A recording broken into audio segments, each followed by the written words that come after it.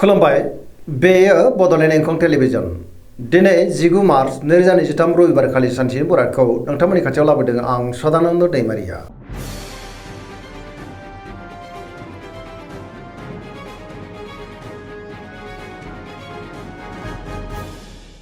सिगां फरायनो लादों मेष राशि गिबि हांखो अ ल दिनैनि साना जोबोर मोजां गोथों आरो गोग्गो साननो रोंगोन गियाननि आंखाल जानाय नङा सोरजोंबा दिनै बाख्नाय जानो हागौ बयजोंबो अनसायजागोन आरो अनजासोगारगोन गुबुननिफ्राय थोजासे हेफाजाबबो मोननो हागौ न'खराव दिनै अननानै फैगोन गाहाम आरो गोग्गो थासारिखौ मोननो हागोन जेरावबो जाफुंसारगोन खुसिनि दैमु बोहैगोन मावनो लानाय खामानिखौ थि समावनो मावफुंनो हागोन गोसोआ दिनै जोबोर खुसि जागोन देहायाबो मोजाङै थागोन बहानिफ्रायबा मोजां खौरां फैनोबो हागौ रांखावरियाव जोबोर मोजां गोबां धोन आरजिनोबो हागोन बेफार फालांगियाव दिनै जोबोर मोजां मुलाम्फा मोनगोन सोरबा लोगोजों दिनै बाख्नाय जानो हागौ न'खराव बिसि फिसायनि गेजेराव अननानै फैगोन बिमा बिफानि अननायफोरखौबो मोननो हागौ बहाबा दावबायोब्ला दिनै जोबोर मोजां आरो मोजाङैनो हान्थिनोबो हागोन गोसोनि बोलोआ दिनै बांनो हागौ समाजाव बयजोंबो मान होजागोन लाइमोनफ्रा जोबोर रमान्टिक जागोन आरो गोसोनि साननायखौ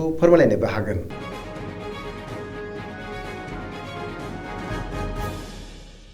वृष राशि गिबि हांखो इ उ ब दिनैनि साना मोजां आरो गाज्रिनि गेजेरजों बाबेलांनो हागौ गोसोखौ दिनै जोबोर उसाव बादाव मोनगोन गोसोनि बोलोआ लोरबां जानोबो हागौ मावनो लानाय खामानिखौ मावफुंनो हागोन समाजाव मान मोनगोन रांखावरियाव नाथाय बारा मोजां नङा नाङा फाङा खरसाया बांगोन बेफार फालांगियावबो बारा मोजां नङा होनजायो न'खराव बिसि फिसायनि गेजेराव अननानै फैगोन देहाया बारा मोजां थानाय नङा गोबां रोखोमनि देहायारि जेंनाजों मोगा मोगि जानांनोबो हागौ सानाय सुनायाबो दिनै बांनो हागौ जानाय लोंनायाव दिनै सांग्रां जानांगोन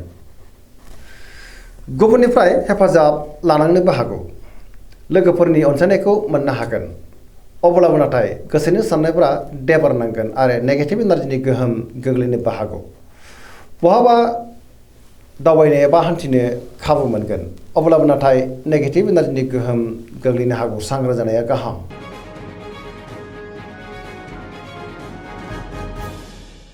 मिथुन राशि गिबि हांखो ख स दिनैनि साना जोबोर मोजां बयजोंबो अनसायजागोन आरो अनजासोगारगोन गुबुननि थाखाय गोबां मोजां खामानि मावनानै होनोबो हागोन सोरबा लोगोनिफ्राय मोजां खौरां मोननोबो हागौ गोबां मोजां खाबु दिनै मोननोबो हागौ बयजोंबो बाख्नाय जागोन गोबां बिथिङाव दिनै जाफुंसारगोन गोसोआ दिनै जोबोर खुसि जागोन गोग्गो आरो गोथों साननो रोंगोन गियाननि आंखाल जानाय नङा देहाया मोजाङै थागोन रांखावरियाव मोजां बेफार फालांगियावबो मोजां न'खराव अननानै फैगोन बिदा फंबायनिफ्राय थोजासे हेफाजाबबो मोननो हागौ समाजाव मान बांगोन मावनो लानाय खामानिखौ थि समावनो आरो गोरलैयैनो मावफुंनो हागोन आरो गुबुननिफ्राय थोजासे हेफाजाबबो मोननो हागौ पजिटिभ एनार्जिनि गोहोम गोग्लैगोन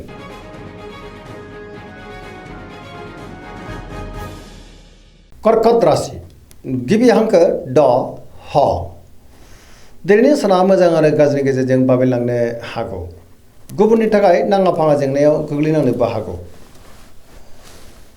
गोजोननि आंखाल जानोबो हागौ समाजाव लोगो लेवा बांगोन अब्लाबो नाथाय नेगेटिभ एनार्जिनि गोहोम गोग्लैनो हागौ सोरजोंबा रायखोमा जानोबो हागौ गोसोनि साननायफ्रा देबार नांगोन आरो नेगेटिभ साननायबो फैनो हागौ मावनो लानाय खामानिखौ मावफुंनो हागोन रांखावरियाव मोजां अब्लाबो नाथाय खरसाया बांगोन बेफार फालांगियाव मोजां होनजायो न'खराव बिसि फिसायनि गेजेराव अननानै फैगोन बिदा फंबायजों मोजां सोमोन्दो थागोन गुबुननि हेफाजाबखौ लानांनो हागौ समाजाव मान मोनगोन फरायसाफ्रा दिनै फरायनायाव गोसो दुंखांगोन आरो मोजां फिथाइ मोनगोन लाइमोनफ्रा नाथाय जोबोर आला खाला जानो हागौ नेगेटिभ एनार्जिनि गोहोम गोग्लैनो हागौ सांग्रां जानाया गाहाम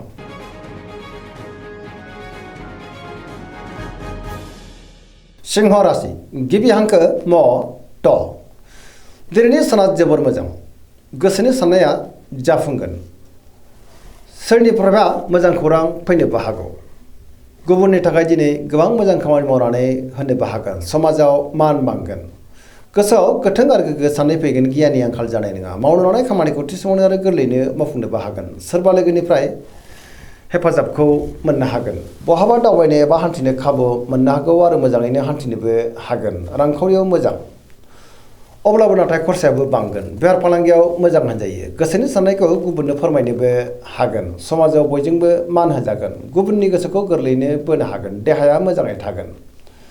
बहाबा थाङोब्ला दिनै जोबोर मोजां आरो मोजाङैनो हान्थिनो हागोन। पजिटिभ एनार्जिनि गोहोम गोग्लैगोन।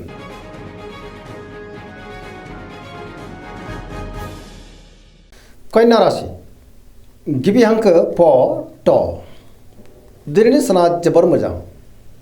गोबां रोखोमनि जेंनाखौ दिनै सुस्रांनो हागोन। गोबां मोजां खाबुबो मोननो हागौ। माबा मोनसे मोजां खौरां फैनोबो हागौ। सोरबा लोगोनिफ्राय थोजासे हेफाजाबखौ मोननो हागोन। गोसोनि साननायफ्रा मोगथाङाव जाफुंगोन। गोसोनि बोलोआबो बांगोन। पजिटिभ साननो रोंगोन। गोथों आरो गोग्गो साननो हागोन। गियाननि आंखाल जानाय नङा। रांखावरियाव दिनै जोबोर मोजां। अब्लाबो नाथाय खरसायाबो बांनो हागौ। बेफार फालांगियाव जोबोर मोजां होनजायो। देहाया मोजाङै थागोन। गोबां मुंदांखा सुबुंजों दिनै लोगो मोनज्लायनोबो हागौ। न'खराव अनलायनाय फैगोन। गोबां खामानियाव दिनै मुखुबबो थागोन। सोरजोंबा बाख्नाय जानानै गोसोआ दिनै जोबोर खुसि जागोन। लाइमोनफ्रा जोबोर रमान्टिक जागोन आरो गावबा गावनि गोसोनि साननायखौ फोरमायलायनोबो हागोन। पजिटिभ एनार्जिनि गोहोम गोग्लैगोन।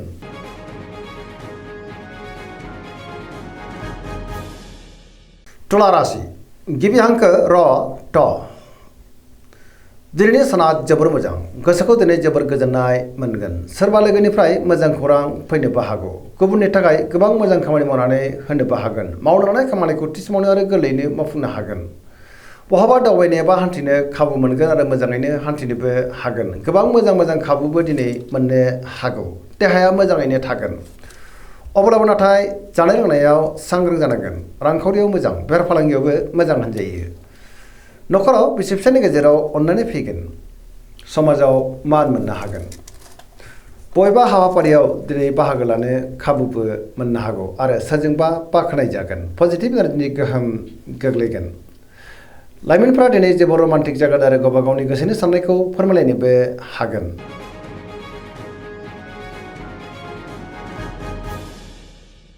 वृश्चिक राशि गिबि हांखो न स दिनैनि साना जोबोर मोजां।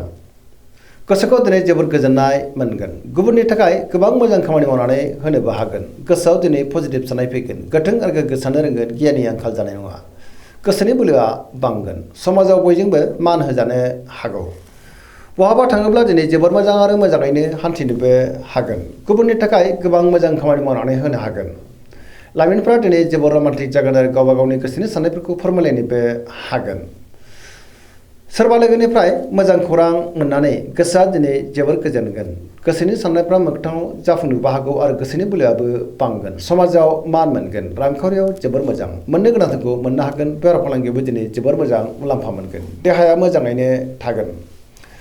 गुबुननिफ्राय थोजासे हेफाजाब मोननो हागौ। फरायसाफ्रा दिनै फरायनायाव गोसो दुंखांगोन आरो मोजां फिथाइ मोननोबो हागोन आरो पजिटिभ एनार्जिनि गोहोम गोग्लैगोन।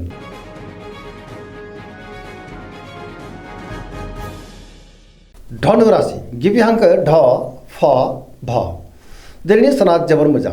बयजोंबो गोरोबनो रोंगोन आरो सोरनिफ्रायबा मोजां खौरां फैनोबो हागौ। गोसोआव दिनै गोग्गो आरो गोथों साननाय फैगोन। गियाननि आंखाल जानाय नङा। मावनो लानाय खामानिखौ थि समावनो आरो गोरलैयैनो मावफुंनोबो हागोन। गोसोनि साननायफ्रा दिनै मोगथाङाव जाफुंनो हागौ।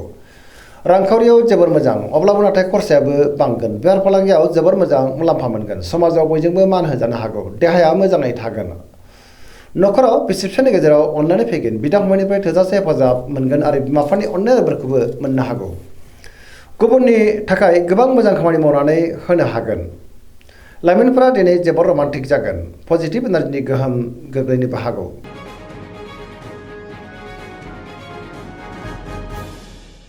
मकर राशि गिबि हांखो ख ज दिनैनि साना जोबोर मोजां। गुबुनजों मोजां सोमोन्दो लाखिनो रोंगोन। गोसोनि बोलोआ बांगोन। गावनि गोसोनि साननायखौ दिनै गुबुननो फोरमायनोबो हागोन। मावनो लानाय खामानिखौ थि समावनो आरो गोरलैयैनो मावफुंनो हागोन। बहाबा दावबायनो एबा हान्थिनो खाबु मोननो हागौ आरो मोजाङैनो हान्थिनोबो हागोन। गोबां मोजां खाबु फैनोबो हागौ। सिगांनि बबेबा आद्रा खामानिखौबो दिनै मोजाङैनो मावफुंलांनो हागोन। रांखावरियाव मोजां। बेफार फालांगियाव मोजां होनजायो। गुबुनजों दिनै मोजां सोमोन्दो लाखिनो हागोन। मावनो लानाय खामानिखौ थि समावनो आरो गोरलैयैनो मावफुंनो हानानै गोसोआ दिनै जोबोर गोजोनगोन। पजिटिभ एनार्जिनि गोहोम गोग्लैगोन। गोदान खामानियाव आखाइ होजेननोबो हागोन। न'खराव बिदा फंबायनि हेफाजाबखौ थोजासे मोननो हागौ। देहाया दिनै मोजाङैनो थागोन।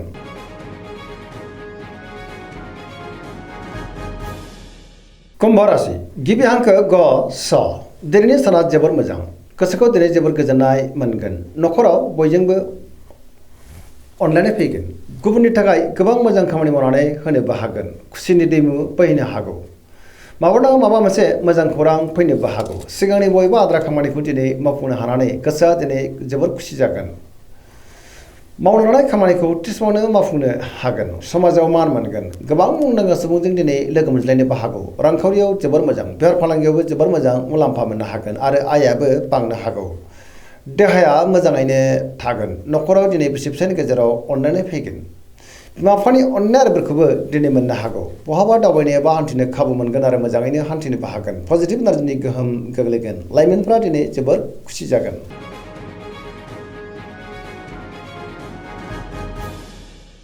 मीन राशि गिबि हांखो ड स दिनैनि साना बारा मोजां नङा गोसोखौ दिनै जोबोर गुलाय गुजाय मोनगोन गोसोनि साननायफ्रा देबार नांनो हागौ मावनो लानाय खामानिखौ थि समावनो मावफुंनो गोब्राब जागोन सोरजोंबा रायखुमा जानोबो हागौ गोबां जेंनाजों मोगा मोगि जानांनोबो हागौ गोसोआ दिनै जोबोर उसुखुथु जागोन नेगेटिभ एनार्जिनि गोहोम गोग्लैगोन आरो नेगेटिभ साननायबो फैनो हागौ गोसोनि बोलोआ लोरबां जागोन गावनि गोसोनि साननायखौ गुबुननो फोरमायनो गोब्राब जानो हागौ देहाया मोजाङै थागोन अब्लाबो नाथाय जानाय लोंनायाव सांग्रां जानांगोन रांखावरियाव मोजां बेफार फालांगियावबो मोजां होनजायो अब्लाबो नाथाय नेगेटिभ एनार्जिनि गोहोम गोग्लैनोबो हागौ लाइमोनफ्रा दिनै जोबोर आला खाला जागोन दिनैनि राशि फरायनाया एसेनोसै जोबनायाव बेखौनो खावलायो जाहाथे नोंथांमोना सानफ्रामबो जोंनि बे बड'लेण्ड इंखं टेलिभिजनखौ नायबाय थायो आरो साबस्क्राइब खालामो लोगोसे लाइक खालामो आरो शेयार खालामो एसेनोसै गोजोन्थों